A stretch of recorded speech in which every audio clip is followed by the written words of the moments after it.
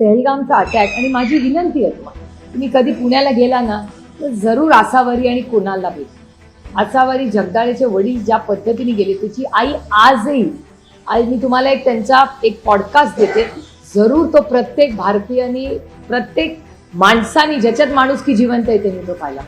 काय त्या कुटुंबाची चूक आणि तिला काय उत्तर देऊ मी काल माझ्या भाषणात तेच सांगत होते की हे सगळं झालं, आर्मीनी चांगलं काम केलं, आपण अटॅक केलं, सगळं झालं, पण आसावरीचे बाबा आणि कुणालचे बाबा त्यांना नाही ना आपण परत आणू शकतो. त्यांना काय उत्तर देऊ मी, ते मला नेहमी विचारतात, ताई त्या आतंकवाद्यांचं काय झालं, हा प्रश्न आहे ना.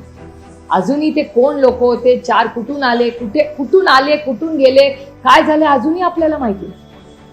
त्यामुळे हे खूप चिंताजनक आहे. आणि हा सगळा जर डिबेट होता, हा फक्त कुणाचा यशाचा नव्हता, काही घरं उद्ध्वस्त झाली त्याची चर्चा आहे. त्याच्यामुळे ते सगळं डिबेट गांभीर्यानेच घेतलं पाहिजे.